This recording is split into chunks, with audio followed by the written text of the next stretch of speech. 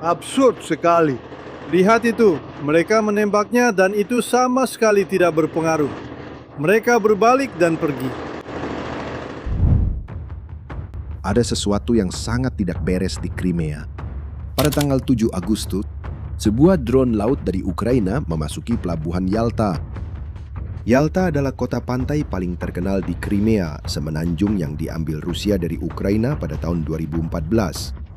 Itu adalah tempat di mana elit Rusia berlibur, dan drone ini yang pada dasarnya adalah perahu tanpa awak berkeliling di antara kapal pesiar di siang bolong di depan semua orang. Orang-orang Rusia menembakinya selama lebih dari 1 jam dan tidak mengenainya. Dan pada akhirnya, satu-satunya yang hancur di Yalta bukan ulah Ukraina. Обалдеть. Ну, такого. Смотри, он в яхту едет в натуре. Ikuti terus, saya akan tunjukkan apa yang sebenarnya terjadi. Karena ini seperti lelucon, harus lihat sendiri baru percaya. Lihat gambar-gambar awal ini. Ini direkam pada dini hari di tanggal 7 yang sama oleh seorang penduduk dari pedalaman Crimea. Cahaya besar di Cakrawala yang terlihat dari kilometer jauhnya itu adalah pangkalan udara militer Vardiske yang terbakar setelah serangkaian ledakan. Ingat gambar ini karena sebentar lagi akan masuk akal. Pagi harinya, Kementerian Darurat Rusia mengeluarkan peringatan untuk Yalta. Ancaman drone laut, kapal tanpa awak yang dikendalikan dari jarak jauh, biasanya membawa bahan peledak, dan perintah untuk penduduk adalah menjauh dari pelabuhan. Sekarang perhatikan detail ini. Pada pukul 11.20 pagi, seorang warga memotret 6 mobil hitam dengan kaca gelap yang berhenti di depan sebuah restoran di tepi pantai bernama Hungry Bird. 2 mobil berplat militer, 4 lainnya tanpa plat sama sekali. Yang menyebarkan informasi ini adalah Crimean Wind, sebuah kanal yang didukung oleh informan lokal yang memantau pendudukan Rusia. Dan menurut mereka, perwira tinggi Rusia akan berkumpul di restoran itu pada hari itu. 8 menit setelah foto ini diambil, rombongan itu pergi dengan tergesa-gesa. Dan tak lama kemudian, pelabuhan Yalta berubah menjadi zona perang. Ini adalah video resmi dari intelijen militer Ukraina, GUR. Kameranya berasal dari drone laut itu sendiri, model yang disebut Magura. Drone itu sedang berlayar sangat dekat dengan pesisir Yalta, dengan seluruh kota terlihat di latar belakang. Perhatikan payung-payung pantai. Ada orang-orang yang berjalan di pantai. Dan perhatikan muncul jendela kedua di layar. Itu adalah drone lain yang berlayar dalam formasi. Bukan kapal, itu adalah konvoi. GUR menyebut operasi ini sebagai parade tempur Angkatan Laut. Sebuah parade tepat di malam sebelum ulang tahun kota dengan diiringi musik sindiran dan sebuah pesan di akhir yang bertuliskan bersambung.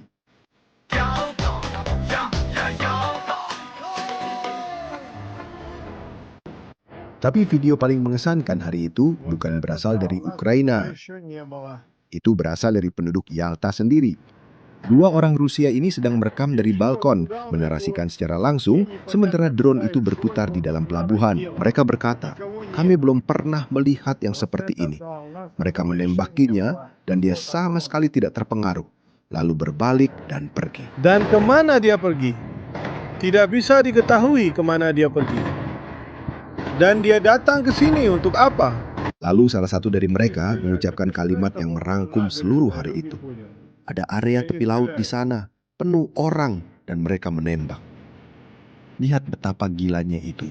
Sementara drone berkeliling, pertahanan Rusia menembakkan amunisi ke arah tepi pantai mereka sendiri yang penuh dengan warga sipil.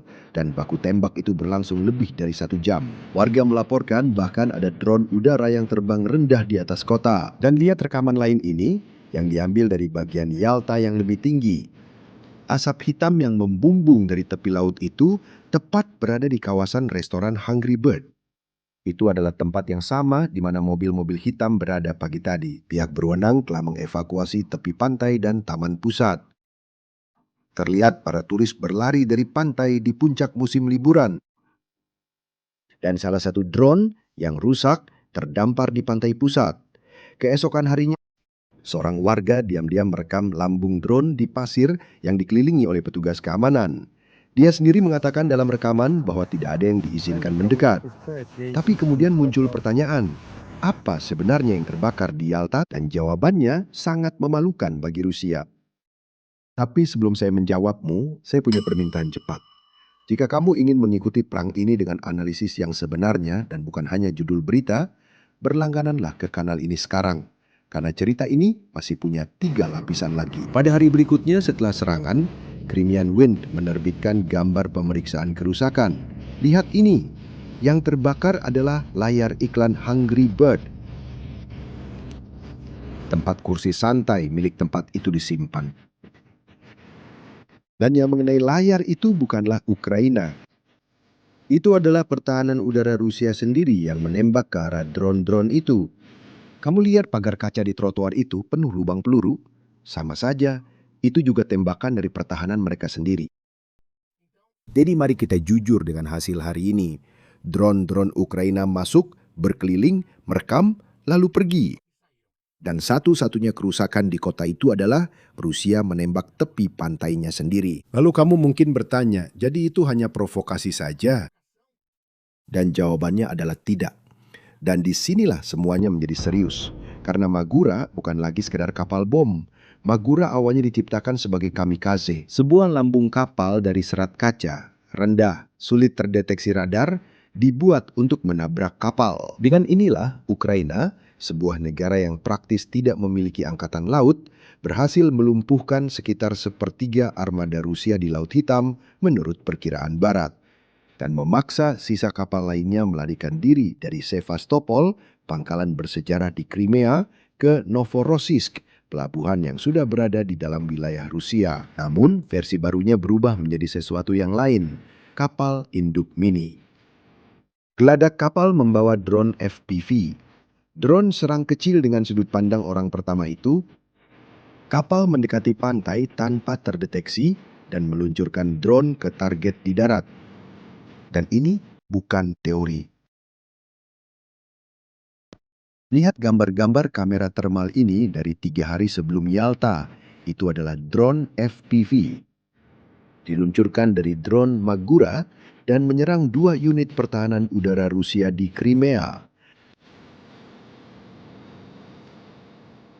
Yang pertama adalah truk kontrol radar Podlyot, yang memang merupakan radar yang dibuat untuk mendeteksi benda yang terbang rendah, seperti drone.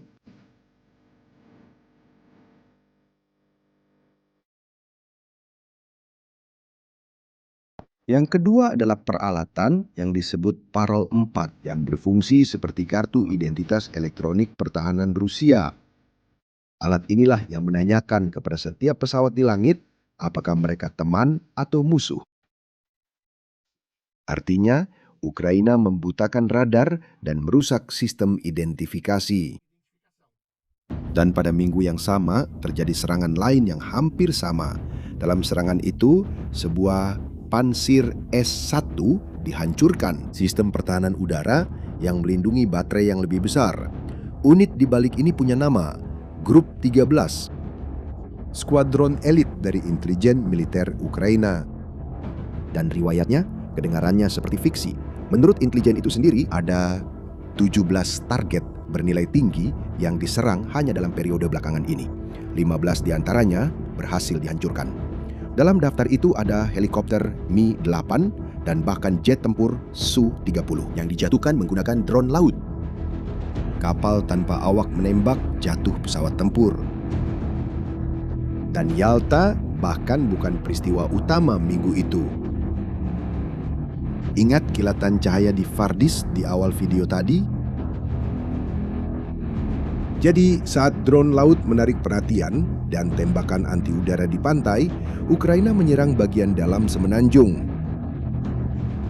Komandan pasukan sistem tak berawak Ukraina yang dikenal sebagai Madyar merilis laporan 48 jam dan angkanya benar-benar luar biasa. 102 target berhasil dihantam di belakang garis pertahanan Rusia antara tanggal 6 dan 7. 8 gudang bahan bakar, 2 kompleks radar, sistem anti pesawat Buk. 3 pusat komunikasi yang mengordinasikan serangan drone Shahed, drone kamikaze yang digunakan Rusia untuk menyerang kota-kota Ukraina. Dan semua ini adalah bagian dari operasi besar yang sudah berjalan sejak Juli, sebuah perburuan terhadap kapal-kapal yang memasok Rusia melalui Laut Hitam. Bahkan nama operasi ini saja sudah merupakan sebuah provokasi, Moloshka. Dalam bahasa Ukraina itu adalah singkatan dari sebuah kalimat, Moskow akan jatuh karena Crimea. Dan jika Anda pikir semuanya berakhir pada tanggal 7, lihat tanggal pada gambar-gambar berikut ini. Tanggal 10 Agustus, 3 hari setelah parade. Grup 13 muncul lagi dengan taktik yang sama. Drone-drone diluncurkan dari laut menyerang peluncur rudal S-400. Perisai anti udara paling berharga yang dimiliki Rusia di Crimea. Peluncur aslinya dihancurkan, tetapi antena yang mengendalikan Orion, drone serang Rusia berukuran besar. Dan ada detail menarik di sini. Menurut laporan Ukraina, salah satu sistem S-400 yang muncul di gambar-gambar ini ternyata palsu, umpan, boneka yang Rusia sebarkan untuk mengecoh drone. Ukraina tetap menyerang, merekam, dan menyebarkannya. Di balik itu semua, pesannya jelas. Kami bahkan tahu mana saja rudal kalian yang palsu. Tentu saja pemerintah Rusia menceritakan kisah ini dengan cara yang sangat berbeda. Bagi mereka, semua itu hanyalah pertunjukan kosong. Oleg Kryutkov, penasihat pemerintah pendudukan Crimea, merangkum versi resmi dengan mengatakan bahwa tidak ada kapal perang yang tenggelam, tidak ada gudang amunisi yang meledak. Itu hanya kebakaran lokal di tepi pantai dan drone yang rusak yang kandas tanpa meledak. Menurut versi Rusia, itu adalah aksi pencitraan Ukraina untuk menyabotase musim pariwisata dan menunjukkan kinerja kepada para sponsor barat. Dan lihat, jika kita melihat secara objektif hanya pada hari itu di Yalta, itu memang benar. Tidak ada kerugian militer Rusia di sana.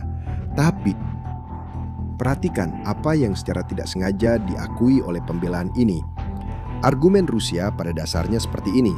Tenang, mereka hanya masuk ke kota kami yang paling diawasi. Mereka berjalan-jalan di antara yacht, merekam semuanya, bertahan 1 jam dalam baku tembak tanpa tumbang, lalu pergi. Nah, itu bukan argumen, itu adalah pengakuan. Karena yang sedang diuji di Yalta bukanlah kemampuan Ukraina untuk meledakkan. Yang diuji adalah kemampuan Rusia untuk mencegah. Dan mereka gagal di depan semua orang. Dengan penduduk sendiri merekam dan pertahanan udara mereka sendiri menyerang kota. Karena pada dasarnya yang Ukraina hancurkan di Yalta adalah satu-satunya hal yang tidak bisa digantikan oleh Putin. Bukan radar, bukan kapal. Itu adalah ilusi bahwa ada tempat yang aman di Crimea. Sejak 2014, Putin menjual semenanjung itu sebagai benteng yang tak tersentuh. Para komandan Rusia mengadakan pertemuan di restoran-restoran tepi pantai karena di sana dianggap sebagai wilayah belakang yang aman. Namun, setelah tanggal 7, itu berubah. Sekarang setiap pertemuan harus dipecah, rute-rute harus diubah, setiap skema keamanan harus diperbanyak. Dan itu memiliki biaya militer yang nyata dan permanen.